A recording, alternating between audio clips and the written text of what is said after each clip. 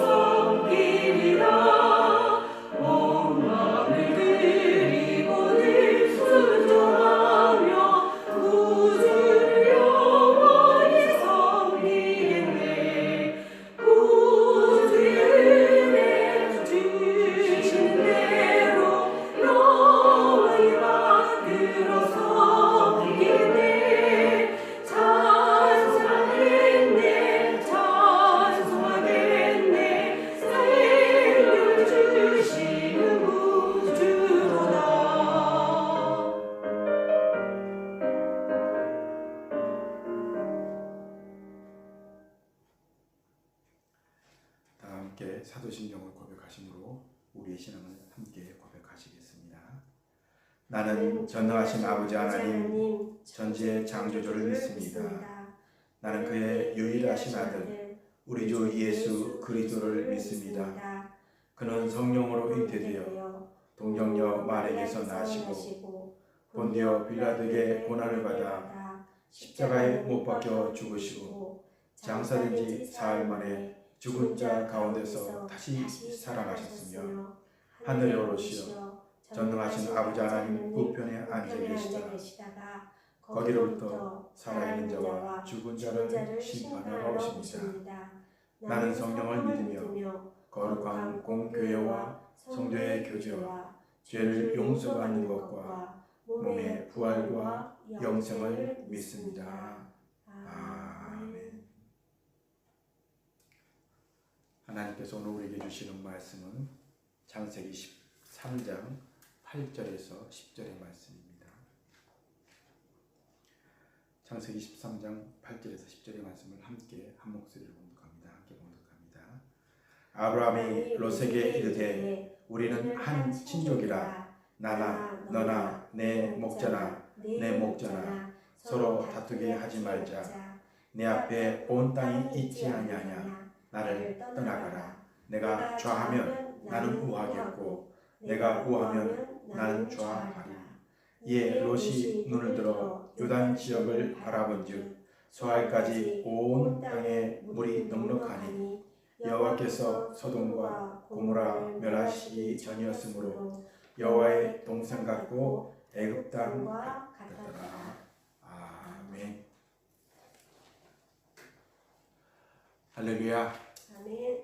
하나님의 축복과 사랑이 여러분들과 가정에 함께 하시기를 주님 이름으로 축원합니다. 이제 한번 따라해 보시기 바랍니다. 행복한 프레임을 가집시다. 행복한 프레임을 가집시다.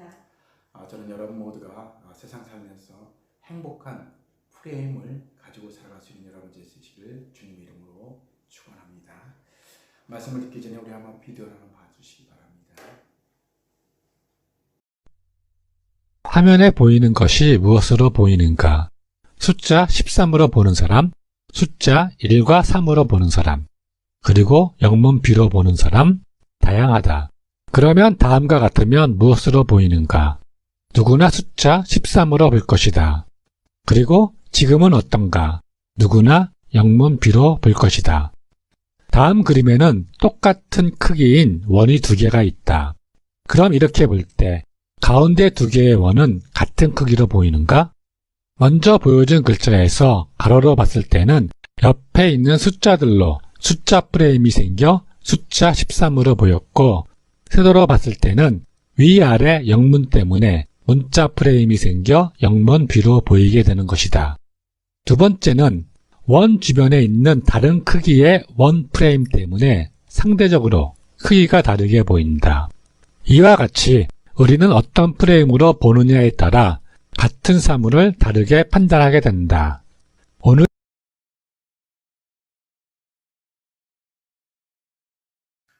잘 보셨습니까? 처음에 본 것은 프레임이 무엇인가, 프레임이 왜 생기는가 라고 하는 것을 그림을 통해서 설명해 주신 내용입니다. 그래서 이 프레임이라는 것은 어떤 환경과 여건에 의해서 보여지는 것이 달리 보여진다 라고 하는 것이죠. 그 두 번째 것은 우리 아들이 보내준 사진입니다. 이 사진은 이제 우리 아이들이 이사 가서 사진을 보여줬는데, 사진을 보면서 제가 깜짝 놀랐습니다. 너무너무 좋은 아파트예요. 그래서 이렇게 비싼 아파트 어떻게 가냐 했더니 코로나 때문에 싸게 갔다고 해서 보여주는 것입니다. 그래서 어떻게 그렇게 좋은 아파트를 얻었냐 했더니 여러 가지 환경 때문에 코로나 때문에 싸게 얻을 수 있다 그래요. 그래서 보니까 그 아파트가 왜 이렇게 비싼가 물어봤어요. 그랬더니 보니까 그 사진을 보면서 한 번에 이해할 수 있었습니다. 옛날 집은 가봤는데 어두컴컴해가지고 바깥이 보이지가 않습니다. 볼 것도 없고요. 근데 이 새로 이사간 아파트는 뭐가 달랐어요? 너무 뷰가 좋은 거예요. 런던 시내 밤 야경이 하늘에 쫙 보이는데 너무너무 멋있는 거예요. 여러분 왜 이렇게 멋있게 보여요? 프레임 때문에 그렇습니다. 건물이라고 하는 것은 건물의 가치는 얼마나 잘 지었느냐 못 지었느냐 또 중요하지만 그 프레임을 어느 방향에 놓고 어디에 설계하느냐에 따라서 건물의 가치가 많이 달라집니다. 왜냐하면 똑같은 바깥을 보는데 그 프레임은 어느 방향에 어떻게 설치했느냐에 따라서 그 바깥 보여지는 광역이 다르기 때문에 그렇다는 거예요. 그래서 애들의 집은 왜 이렇게 비싼가 했더니 프레임이 너무 좋은 거예요. 바깥에 뷰가 쫙 보이는데 비쌀 수밖에 없는 아파트예요. 여러분 똑같은 건물이라도요, 밖을 어떻게 볼 것이냐, 창문을 어떻게 설계해야 되는 것이냐에 따라서 달라지게 되어 있습니다. 이것은 이런 원리는요, 건물과 사진기에만 있는 것이 아닙니다. 세상을 살아나가는 우리의 마음의 프레임도 마찬가지라는 거예요. 세상 사람들은 모두 다 이 건물과 같이 사람들에게는 어떤 것이냐면 바깥을 바라보는 마음의 창이 있다 그래요. 그래서 이 세상을 바라보는 마음의 창이 있는데 세상을 보면서 한꺼번에 어떻게 표현하는 사람이 없습니다. 자기가 살아왔던 환경과 경험과 가치관과 또는 자기가 믿고 살아왔던 어떤 것에 의해서 바라보는 마음의 창이 있습니다. 그래서 지금 보여지는 시각대로 판단하는 것이 아니라 그 모든 환경과 여건에 의해서 그 바라보는 것이 달리 보여진다는 거예요. 이것은 다른 말로 관점이라고도 말합니다. 여러분, 세상이 어둡습니까? 밝습니까? 세상이 행복합니까? 불행합니까? 이 말은 쉽지 않습니다. 그러나 이것은 어떻게 표현되냐면 그가 바라보는 마음의 창에 의해 세상은 달라지게 된다는 것이에요. 여러분들이 잘 아는 이건희 그 회장의 딸, 참 장래가 촉망된 사람입니다. 유학도 갔다 온 사람. 그 사람이 갖고 있는 재산을 보니까 2천억 주식을 갖고 있다고 해요. 그 사람은 시간만 지나면 미래는 보장된 사람입니다. 근데 그분이 어떻게 됐어요? 자살을 하고 말았습니다. 미래가 보장된 사람인데도 불구하고 왜 그런가 했더니 그 앞에 조그만 남자의 문제로 고민하게 됩니다. 조그만 문제였는데 그 조그만 문제를 어떻게 해요? 깊이 있게 너무너무 크게 바라본 거예요.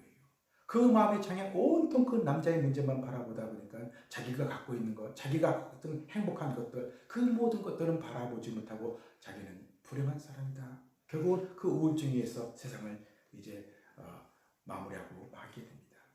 여러분, 왜 그렇습니까? 그 마음의 창이 잘못된 마음의 창을 갖고 있기 때문에 수많은 것을 가지고 있음에도 불구하고 불행한 인생이 될 수밖에 없다라는 거예요. 사도 바울은 우리한테 말합니다. 기뻐하라. 내가 다시 말하노니 기뻐하라. 여러분이 기뻐하라고 했을 때 이 사도 바울의 분위기가 어땠을 것 같아요? 좋은 호텔에서 편안히 쉬면서 안락한 의자에서 그러면서 커피 마시면서 썼던 그런 건 아닙니다. 기뻐하라. 내가 다시 말하노니 기뻐하라. 이 마음속에 진실이 있었어요. 정말 자기가 너무너무 행복해가지고 그 행복한 말을 이 말 속에 포함했는데 이 말씀을 기록할 때의 환경을 보면요. 어떻게 해요? 그 환경은 너무 힘든 환경이었습니다. 쇠사슬을 차고 있었고요. 자유가 보장되지 않았고요. 먹고 자는 것, 추위와 이 모든 고통 가운데 또 미래가 불확실했습니다. 언제 재판에서 어떻게 죽을지 모르는 그런 상황이에요. 그런데 사도 바울이 거기서 기뻐하라고 말하고 있어요. 어떻게 그러한 말씀을 기록할 수가 있겠어요? 이유가 있었습니다. 자기가 주어진 환경을 이렇게 보는데 자기는 로마에 가서 복음을 증거해야 되고 하나님의 말씀을 증거해야 되는데 왜 내가 감옥에 있어야 되는가? 처음에는 실망을 했습니다. 그런데 가만히 되어지는 것을 보니까요. 이 감옥에 있는 순간 수많은 간수들이 자기 옆에 와서 지키기 위해서 바로 옆에 있는 거예요. 그러면서 물어봅니다. 당신 왜 잡혀왔어? 왜 잡혔냐고 물어보니까 어떻게 자연스럽게 예수님을 설명할 수밖에 없습니다. 같이 그냥 몇 시간을 같이 있어야 되니까 심심하잖아요. 그러니까 그 사람이 로마 병정이 그 말씀을 듣는 거예요. 예수님의 말씀을 듣는 거예요. 어느 정도 듣게 되면 또 교대를 합니다. 다른 사람이 와서 그 말씀을 듣습니다. 그래가지고 한 6개월 정도 훈련을 받으면요. 그 전체가 그 로마 병정들이 또 교대를 해가지고 다른 팀이 옵니다.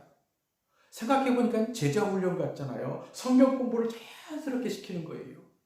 뿐만 아니라 자기가 로마를 가고 싶은데 자기 돈으로 가는 것이 아니라 로마 병정들의 호의를 받으면서 배를 타고 와서 재판을 받기 위해서 로마에 갑니다. 뿐만 아니라 자기가 감히 만날 수도 없는 높은 사람들, 최고의 권력을 가진 사람들에게 만나서 왜 잡혀왔는가 설명하는 가운데 예수님을 증거하게 되고 복음을 증거하게 되는 그것을 보게 되었습니다. 그것을 이렇게 바라보면서 마음속에 어떤 생각이 들었어요? 감격과 기쁨, 마음이 들더라는 거예요. 그러면서 뭐라고 하는 거예요? 기뻐하라. 내가 다시 말하노니 기뻐하라. 라고 말씀했던 것입니다. 왜 그렇습니까? 사도 바울이 갖고 있었던 그 마음의 창이 아름다운 마음의 창으로 만들어졌기 때문이다라는 것입니다. 저는 여러분 모두가 아름다운 마음의 창을 가짐으로 인하여 세상을 바라보는 아름다운 눈을 가지고 행복한 삶을 살아가시는 여러분 되시길 주님 이름으로 축원합니다. 자, 그렇다면 세상을 아름답게 바라볼 수 있는 이 마음의 창은 어떻게 만들 수 있겠어요? 오늘 본문을 통해서 우리에게 말씀해 주고 있습니다. 첫 번째 방법은요. 신앙적인 안목을 키워야 된다라는 것이에요. 한번 따라해 보시기 바랍니다. 신앙적인 안목을 키워야 됩니다. 신앙적인 안목을 키워야 합니다. 여러분 이 말씀을 믿으십니까? 오늘 10절에 보면 뭐라고 되어 있어요? 이에 롯이 눈을 들어 여호와의 동산 같고 애국과 같더라. 이제 아브라함과 롯이 문제가 생겼습니다. 재산이 많아졌습니다. 그러니까 하인들이 싸우고 재산 문제로 싸울 것 같으니까 이 가족을 보호하기 위해서 어떻게 헤어지기를 결단하고 롯에게 먼저 얘기합니다. 네가 먼저 결정하면 네가 좌하면 내가 우하고 네가 우하면 내가 좌하겠다라고 결정권을 롯에게 줬어요. 근데 롯은 어때요? 정말 좋은 데를 찾을 수 있었어요. 근데 그 롯이 선택한 것은 무엇이에요? 애국과 같더라라고 말하는데 이것을 학자들은 그렇게 말합니다. 어떤 것? 재미있고 강남과 같고 그 다음에 유흥가가 있고 흥이 있고 마음 놓고 놀 수 있는 그런 곳. 그런 것을 선택한 거예요. 이게 롯의 선택 기준은 어떤 것이었어요? 애국과 같더라라고 하는 이 세상적인 기준을 가지고 그 안목으로 그걸 선택하게 됩니다. 근데 어떻게 됐어요? 그 결과는 참 비참했습니다. 그가 바라보는 그 안목으로 선택한 그 인생은 그의 부인이 소금 기둥이 되고 가정이 붕괴되고 가지고 있는 모든 것을 다 잊어버리는, 그리고 성경의 가장 불쌍한 사람으로 기록되는 그런 비참한 인생을 맞이하게 됩니다. 여러분 왜 이런 현상이 나타납니까? 롯이 가지고 있는 안목 때문에 이미 예견된 이야기입니다. 언제 이런 일이 벌어질 것인가? 그의 그 안목을 인하여 선택된 순간 그의 미래는 결정된 것이다 라는 것이에요. 여러분 무엇 때문에 그래요? 그 롯이 가지고 있던 그 마음의 창이, 그 마음의 창이 세상적인 것으로 꽉 차 있었다 보니까 세상의 모든 것을 결정하는 그 결정의 기준을 뭘로 봤어요? 재밌어야 되고요, 돈이 많아야 되고요, 성공해야 되고요, 세상적인 그 모든 것을 보았습니다. 거기에 믿음이라고 하는 것은 하나도 없습니다. 그런 반면에 어떻게 됐어요? 아브라함은 전혀 다른 선택을 하게 됩니다. 무엇을 선택했어요? 형제간의 우애. 뭐예요? 믿음입니다. 믿음의 방법으로 물질보다는 그 롯에게 먼저 양보하면서 가정의 우애를 먼저 생각했습니다. 그리고 무엇을 봤어요? 그곳에 가면 믿음 생활을 어떻게 하면 잘할 것인가 라고 하는 그 믿음의 기준을 보았다는 거예요. 여러분 그래서 인생을 살아가는데 정말 중요한 것은 무엇이겠어요? 얼마나 돈이 많으냐, 얼마나 재미있느냐, 얼마나 쾌락이 많으냐, 이런 것을 보는 것이 아니라 어떤 곳에 가야 내 믿음을 지키며 내 가정을 지킬 수 있는가라고 하는 그 마음의 창의 안목이 있어야 된다는 거예요. 저희 애들이 이제 키울 때 여러 가지 질문을 많이 합니다. 어떻게 인생을 살아갈까? 그럴 때 저는 그런 얘기를 했습니다. 네가 전공을 하든지 직업을 갖든지 돈은 다 벌리는 거니까 그런 거 생각하지 말고 한 가지만 봐라. 어떤 거 봐요? 한 가지. 어떻게 하면 네 직업을 통해서 많은 사람들에게 도움을 주고 선한 영향력을 끼칠 것인가? 그거 하나만 봐라. 그랬더니 그거 하나를 정말 어릴 적부터 하여튼 계속 가르쳤습니다. 그랬더니 애들이 정말 그것을 머릿속에 갖고 있어가지고 무엇인가를 선택할 때는 항상 그 기준을 가지고 세상을 바라보았습니다. 그 창문 하나를 제대로 만들어주니까요, 세상을 살아가는데 그렇게 어렵지 않게 잘 살아가고 있습니다. 여러분 부인을 선택할 때도 마찬가지입니다. 우리 애들이 자꾸 이쁜 여자, 또 젊은 사람들은, 철이 없는 사람들은 이쁜 여자 얘기합니다. 여러분 이쁜 여자만 중요한 게 아닙니다. 더 중요한 것은 함께 믿음 생활을 잘 할 수 있는 그런 사람을 선택해야 됩니다. 여러분들이 잘 아는 그 마틴 루터 부인 카타리나라는 이 부인은요, 그 결혼할 때 종교 계획하면서 신부와 수녀들이 이제 짝을 지어서 결혼을 하게 됩니다. 근데 다 결혼해서 이제 선택받아서 나가는데 어떤 한 분 수녀가 아무도 선택하지 않습니다. 마틴 루터가 생각하기에 자기가 선택하려고 보니까 정말 카타리나 이 폰 부인이요, 인물이 안 좋은 거예요. 자기도 싫은 거예요. 근데 그 뭐 하나님의 뜻인가 보다 해서 그분하고 결혼을 하게 됩니다. 그런데 그분이 얼마나 멋있는 분인 줄 아세요? 마틴 루터가 하나님을 믿지 못하고 두려운 가운데 종교개혁을 중단하려고 할 때 그 부인이 상복을 입으면서 눈물을 흘리면서 이제 마틴 루터에게 얘기합니다. 왜 상복을 입었냐고. 하나님이 죽은 것 같다고. 이 무슨 소리냐고. 당신이 하나님을 믿지 못하고 종교개혁을 중단하는 거 보니까 하나님이 죽은 것 같다고. 여러분 얼마나 지혜로운 사람입니까? 이 지혜로운 부인에 의해 지금 종교개혁이 일어날 수 있었고 지금 우리의 현대교회 개신교가 나타날 수 있었던 것입니다. 여러분, 부인은 어떤 사람이 좋아요? 부인을 고를 때는 좀 그 신앙의 안목으로 보시는 그 마음의 창이 있어야 된다는 거예요. 힘들 때 위로하고 포기할 때 그 위로주고 용기 줄 수 있는 그러한 사람이 진국인 것이에요. 그런데 이것은 쉽지 않습니다. 일반적인 눈으로 되지 않습니다. 신앙의 안목을 키울 때 그 믿음의 눈을 가지고 바라볼 수 있는 것입니다. 저는 여러분 모두가 이 신앙의 안목을 키워서 믿음의 프레임을 가지고 세상을 능력 있게 행복하게 살아가는 여러분 되시기를 주님의 이름으로 축원합니다. 두 번째, 이 행복한 프레임은요, 현재 여기에 프레임을 만들어야 된다라는 것이에요. 한번 따라해 보시기 바랍니다. 현재 여기에 프레임을 가져야 됩니다. 프레임을 가져야 합니다. 여러분, 현재 여기에 프레임이라고 하는 것은 최인철 교수라고 하는 분이 강의를 하는 강의 가운데 그런 얘기를 합니다. 이분이 그 책을 쓰면서 행복한 프레임이다, 행복한 프레임이 무엇인가를 설명하면서 아주 중요한 것을 얘기합니다. 그것이 뭐냐면 바로 지금 여기에 프레임을 가져야 된다는 거예요. 지금 여기에 프레임이라는 것은 뭐냐면 수많은 사람들은요, 살아가면서 현재 내가 살아가는 과정은 앞으로 미래를 준비하기 위한 희생의 과정으로 생각하는 사람이 참 많다는 거예요. 그러면서 예를 들어 이런 설명합니다. 아들이 시험 중간고사를 잘 봤습니다. 중간고사를 잘 봐서 막 좋아하려고 치면 부모가 얘기한대요. 얘야, 지금 중간고사 봤다고 될 게 아니야. 기말고사를 준비해야지. 기말고사가 더 중요해. 기말고사 끝나면 다 하면서 이제 중학교가 될 때쯤이면 얘야, 중학교 시험 잘 보는 게 중요한 게 아니다. 고등학교를 잘 가야 돼. 고등학교 잘 가는 거 다 가면요, 고등학교 잘 가는 게 중요한 게 아니라 대학교 잘 가야 된다.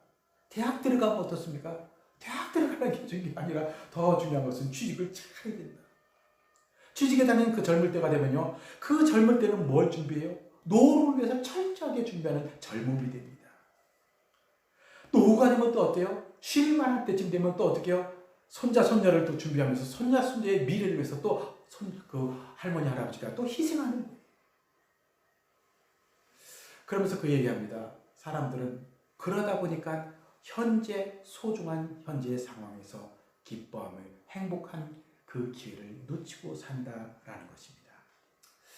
기독교 그 신앙도 시대에 따라 많이 변했습니다. 그래서 이 기독교 예수를 믿다 보면 어떤 믿음을 갖고 있는 사람이 많냐면은 미래에 있는 천국, 그곳에 가서 영원히 사는 그 천국이기 때문에 이 천국을 가기 위해서 기독교인들은 어떻게 되느냐, 지금의 현대의 삶은 참고 견뎌야 된다라는 것을 강조할 때가 많이 있습니다.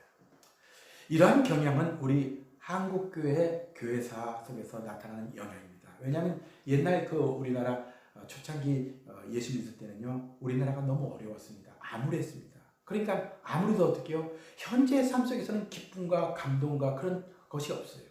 그러나 할 수 없이 어떻게 해요? 내세 지향적인 신앙을 가르쳤습니다. 뭐냐면 천국을 바라보면서 이것을 잘 참아야 된다. 잘 견뎌내면 아무것도 걱정도 근심도 그 천국에서 영원한 기쁨을 누릴 것이다 라고 그것을 가르쳤어요. 물론 이 신앙은요, 참 중요합니다. 이 보수적인 신앙은요, 너무너무 아름다운 신앙이에요. 그런데 여기에 머물러서는 안 된다라는 거예요. 그 미래 때문에 현재를 포기하는 신앙이 되어서는 안 된다라는 거예요. 오늘 롯과 아브라함을 통해서 우리에게 보여주는 것이 뭐예요? 롯이 선택한 프로그램이 뭐예요? 롯이 선택한 프레임은요, 세상적인 안목을 가지고 어떻게 했어요? 지금 행복한 것, 그런 것을 중요한 것이 아니라 이 롯이 가장 중요하게 실수한 것은요, 예수를 믿고 신앙생활 하는 그 사람들은 불행하게 살 것이다 라는 착각 속에서 결단했다라는 거예요. 한번 볼까요? 롯과 아브라함의 삶을 보시기 바랍니다. 롯도 아브라함도 재산을 반으로 나눴었기 때문에 있을 만큼 있었고요, 가질 만큼 가졌어요. 근데 롯과 아브라함의 차이는 무엇이에요? 롯은 세상 속에서 이 쾌락에 눌려 살다 보니까요, 어떻게 해요? 아무것도 준비하지 못하고 가정이 깨지고 현대의 삶이 결국은 망가지고 맙니다. 그런데 아브라함은 어떻습니까? 여러 가지 어려운 가운데 있었지만 믿음을 가지고 살아갔습니다. 믿음을 지키고 살았던 아브라함에게는 어떻게 해요? 그 아브라함 삶 가운데 그 가정을 지켜주었고요. 그것뿐인 줄 아세요? 그 가정뿐이 아니라 그 후대 믿음의 조상이 되는 축복까지 주셨어요. 이것은 무엇을 말씀하고 있어요? 믿음이라고 하는 것은 예수를 믿는다는 것은 천국을 바라보면서 오늘을 힘들게 살아가는 믿음 생활이 아니라 믿음 생활 자체가 행복하고 기쁜 것이다 라고 하는 현재의 삶으로 만들어준다라는 것이에요. 저는 여러분 모두가 여러분들이 현재 살고 있는 그 삶 가운데 현재의 삶을 여러분들이 기쁨으로 살아갈 수 있는 여러분 되시기를 주님의 이름으로 축원합니다. 저는 이 말씀을 준비하면서 저희 친구 말이 떠올랐습니다. 저희 친구가 커피를 일단 잘 마십니다. 에스프레소라고 하는 커피를 잘 마시는데 그때만 해도 저한테 그럽니다. 제가 커피에 설탕을 먹고 오니까 설탕을 넣어서 먹으니까 3스푼은 넣어서 먹었어요. 그랬더니 야, 네가 사람이냐, 그 야만이냐 그러는 거예요. 문화에는 설탕을 쳐서 먹는 거 아니라는 거예요. 사실은 그 말을 들을 때는 조금 좀 자존심이 상하긴 했어요. 그러면서 정말 커피에 설탕을 안 넣고 먹는 것을 먹기 시작했습니다. 근데 그 친구 말이 떠오르는 거예요. 그러면서 옛날에는 설탕을 쳐서 먹을 때는요, 달달한 그 커피 맛을 먹었어요. 그런데 달달한 커피가 없어지고 보니까요, 뭐가 나와요? 씁쓸한 커피 맛만 있는 거예요. 근데 씁쓸한 그 커피를 먹으면서, 이 블랙 커피를 먹으면서 느끼는 거 뭐냐면, 이것도 맛있다라는 거예요. 씁쓸하게 느껴지는 이 커피의 맛이 어떻게 보면 이 커피의 진짜 맛인 것을 나중에 깨달았습니다. 지금 제가 커피에 설탕 넣지 않습니다. 왜 그래요? 그 씁쓸한 커피의 맛을 느낄 수 있기 때문이라는 거예요. 여러분, 커피 얘기가 아닌 것 같아요. 인생을 살아나가는데요, 행복하고 달콤하고 좋은 미래, 이것만 있는 것이 아닙니다. 현재 힘들어도, 현재 어려워도 그 씁쓸한 그 인생까지도 아름다운 인생인 것을 여러분 느낄 수 있어야 된다는 거예요. 여러분, 살아내는 것 자체만도 인생이 아름답고 행복한 것입니다. 때론 아프고 힘든 쓴 그 맛에 인생이 있다 할지라도 그것도 사실은 인생의 아름다운 것이에요. 때로는 배신의 쓴맛을 느끼기도 합니다. 이별의 쓰디쓴 맛을 느끼기도 합니다. 이 모두 느끼고 있다는 것은 바로 내가 지금 살아있다라고 하는 행복한 삶의 느낌입니다. 저는 여러분 모두가 이제 미래 때문에 그 현재를 희생하면서 사는 것이 아니라 믿음을 가지고 현재에도 어떤 상황 속에서도 심지어는 어렵고 힘든 상황이 있다 할지라도 감사하며 행복하게 살아갈 수 있는 여러분 되시기를 주님의 이름으로 축원합니다. 세 번째, 신앙의 안목을 가지고 살아갈 때는 축복이 있습니다. 그것은 그 축복이 대를 이어갈 수 있다라는 것입니다. 한번 따라해 보시기 바랍니다. 축복이 대를 이을 수 있습니다. 대를 이을 수 있습니다. 여러분, 이 말씀을 믿으십니까? 여러분, 성경에 보면 왜 심판은 3, 4대, 축복은 1000대라고 이렇게 말씀하고 있어요. 하나님의 사랑을 설명하는 것입니다. 아무리 지은 죄가 많다 할지라도 하나님의 죄의 용서는 빨리 한다는 거예요. 그러나 반면에 하나님의 축복은 당대로 끝나는 것이 아니라 믿음을 가지고 살아갈 때 그 축복이 10,000대에 이르기까지는, 1000대에 이르기까지는 그 축복이 이어진다는 약속의 말씀입니다. 믿는 사람이나 믿지 않는 사람이나 공통적으로 갖고 있는 마음이 있습니다. 그 마음은 뭐예요? 우리가 고생하고 힘들어도 우리 자손들에게는 이 어려운 삶을 물려주고 싶지 않은 그런 마음들이 있습니다. 그래서 이 한국의 역사를 보면요, 그 한국의 역사가 그것을 잘 표현해주고 있어요. 1953년도에 한국의 국민 총생산량이 67달러였습니다. 태국이 130불이고 그 다음에 필리핀이 200달러입니다. 지금보다 훨씬 못 사는 나라인데 그 당시는 우리나라가 그 나라보다 훨씬 못 살았어요. 이런 나라가 이렇게 안정적인 나라가 될 수 있었던 이유가 무엇이겠어요? 여러 가지 이유 있었습니다만은 그 중에 빼놓을 수 있는 것은 박정희 대통령의 그 당시 일입니다. 박정희 대통령의 역사의 평가는 여러 사람마다 다릅니다만은 이 박정희 대통령이 한국에서 독일에 광부를 보내게 됩니다. 간호사하고 독일에 관을 보내면서 수많은 외화를 들여오면서 그 외화를 들여오는 것뿐 아니라 더 위대한 일을 했어요. 독일에 가서 차관을 가지고 그 차관을 가지고 우리나라 여러 가지 경제 발전, 그다음에 고속도로로는 그러한 일을 하게 되었는데 그 당시 그 독일을 방문했던 박정희 대통령의 일화는 아주 유명합니다. 사실은 독일에 파견됐던 우리 민족들, 우리 이민자들은 그 당시 사실은 미래가 보장되지 않은 사람이었습니다. 탄광이 얼마나 힘들든지 아무도 하지 않으니까 그 일을 하는데 그 일을 하다가 일찍 죽는 사람도 있고 병들어 죽는 사람도 있었고 수많은 사람들이 그랬습니다. 그 탄광 깊숙한 곳에 가서 일하는 그 사람들을 얼마나 힘들게 일했겠어요. 그래서 박정희 대통령이 그 사람들을 위로하기 위해서 갔습니다. 그러면서 그들의 손을 잡고 울었던 이유가 뭔 줄 아세요? 그 교민들이 그런 얘기를 했습니다. 박정희 대통령이 손을 잡으면서 이 가난과 이 지긋지긋한 가난을 우리 후세들에게는 물려주지 말아야 되지 않겠습니까? 그래서 내가 이렇게 저희들이 고생하고 있습니다. 그 말을 들은 박정희 대통령이 눈물을 흘리게 되고 그 눈물을 흘렸던 모습이 이제 신문에 계속 대필하게 된 적이 있었습니다. 여러분 무엇을 말씀하고 있어요? 맞습니다. 우리의 손자들이 우리 어른들이 그 힘들고 어려울 때 정말 열심히 일했던 그 모습이 있었기에 우리가 이런 좋은 세상을 살 수 있는 것입니다. 이 고생을 자식들에게 물려주지 말아야 되지 않겠냐라고 하는 것은 모든 부모들의 공통적인 마음입니다. 어떻게 하면 우리 자손들에게 이런 아름다운 삶을 물려줄 수 있습니까? 그것이 바로 믿음의 신앙을 가지고 그 신앙을 물려줄 때 가능한 것입니다. 하나님께서 아브라함을 축복해 주셨습니다. 아브라함에게 믿음의 플레임을 주셨습니다. 그 믿음의 플레임을 가지고 살았던 자손들은 그 믿음을 물려받으면서 하나님께서 주셨던 그 놀라운 축복을 받아 누리게 된 것입니다. 그리고 세상을 바라보는 눈이 아름다운 모습으로 바라보면서 어떠한 상황 속에서 감사하며 기쁨으로 살 수 있었던 것입니다. 이제 말씀을 마무리합니다. 세상을 바라보는 프레임에 따라서 인생을 달라집니다. 내가 어떤 프레임을 갖고 있느냐? 행복한 프레임을 가지고 신앙의 안목을 가지고 신앙의 프레임을 갖고 살아갈 때 이 세상은 어떠한 상황 속에도 감사하며 사시는 그 삶을 살 수 있는 것입니다. 저는 여러분 모두가 이 믿음을 가지고 이 믿음으로 인하여 자식들이 축복받고 여러분들의 삶이 축복받는 그런 삶을 살아가는 여러분 되시기를 주님의 이름으로 축원합니다. 아멘. 기도하겠습니다.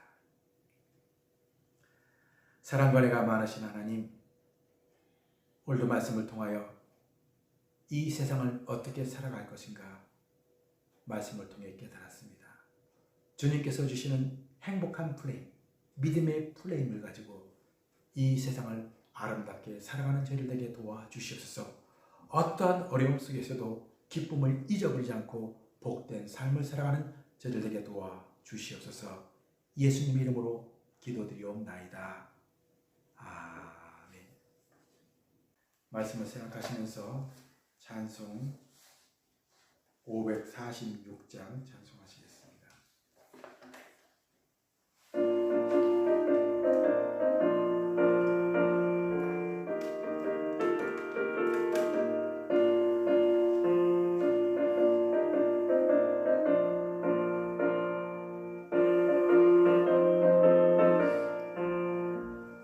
주님 약속하신 말씀 위에서 영원토록 주를 찬송하리라.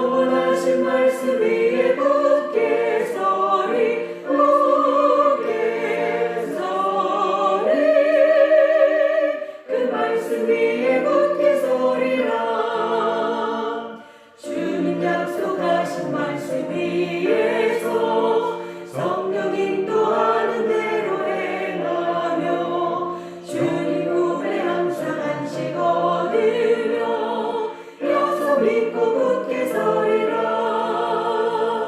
굳게 서리 영원하신 말씀 위에 굳게 서리 굳게 서리 그 말씀 위에 굳게 서리라.